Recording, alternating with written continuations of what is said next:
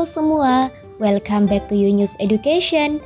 Di channel ini kita akan belajar seputar hal edukatif yang datang dari dunia pendidikan. Dan pada video kali ini, kita akan kembali menampilkan mengenai update tenaga honorer.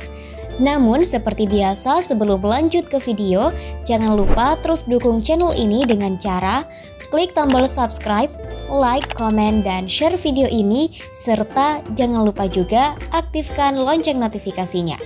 Oke baik, langsung saja mari kita simak penjelasan pada video berikut ini. Telah menjadi perbincangan hangat kabar tentang pengangkatan ASN tanpa tes di kalangan para tenaga honorer di seluruh tanah air. Pengangkatan honorer menjadi ASN tanpa tes ternyata benar-benar akan terjadi, yaitu pada tahun ini, tahun 2023. Pengangkatan honorer jadi ASN tanpa tes berlaku pada dua kategori kepegawaian, yakni PNS dan P3K.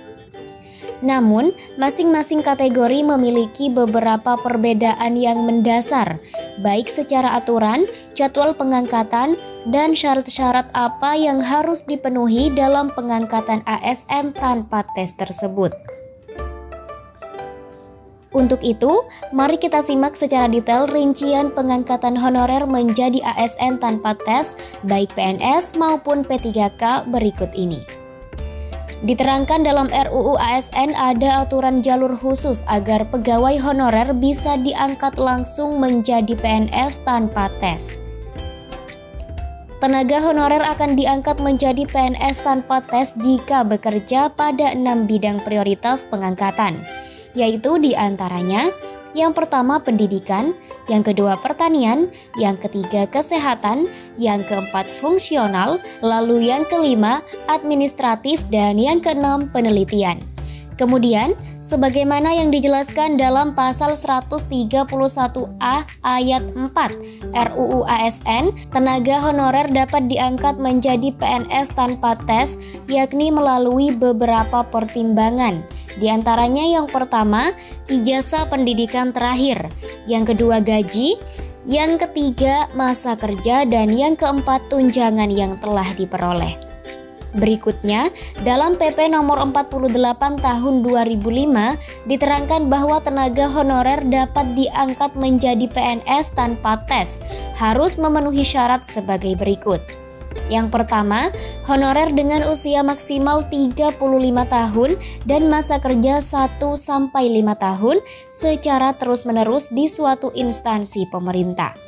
Yang kedua, honorer dengan usia maksimal 40 tahun dan masa kerja 5 hingga 10 tahun secara terus-menerus di suatu instansi pemerintah. Lalu yang ketiga, honorer dengan usia maksimal 46 tahun dan masa kerja 10-20 tahun secara terus-menerus di suatu instansi pemerintah. Dan yang keempat, honorer dengan usia maksimal 46 tahun dan masa kerja 20 tahun ke atas secara terus-menerus di suatu instansi pemerintah.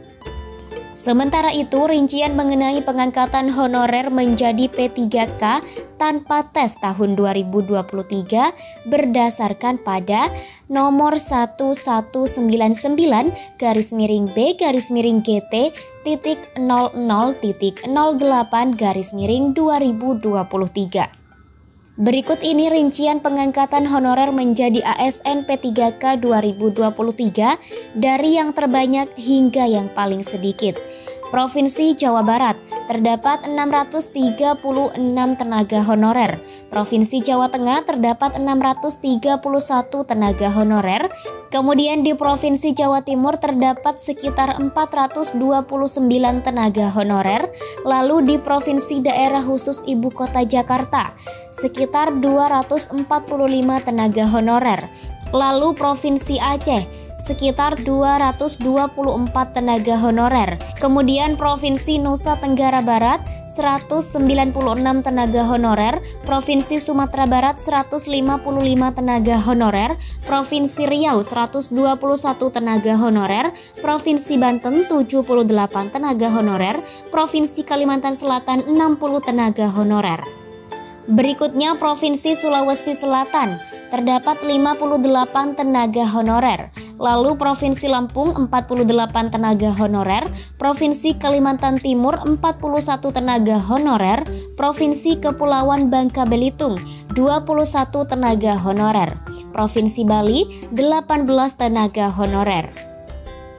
Dan Provinsi Bengkulu 14 tenaga honorer, Provinsi Kalimantan Barat 13 tenaga honorer, Provinsi Kepulauan Riau 13 tenaga honorer, Provinsi Sulawesi Tenggara 8 tenaga honorer, Provinsi Sulawesi Tengah 7 tenaga honorer, Provinsi Sulawesi Barat 7 tenaga honorer, Provinsi Papua Barat 7 tenaga honorer, Provinsi Kalimantan Utara 6 tenaga honorer. Dan selanjutnya Provinsi Gorontalo sekitar 6 tenaga honorer, lalu Provinsi Maluku terdapat 2 tenaga honorer. Demikianlah informasi mengenai rincian pengangkatan honorer menjadi ASN tanpa tes baik PNS maupun P3K 2023. Sekian, semoga informasi ini bermanfaat. Sampai jumpa di video Yunus Education berikutnya.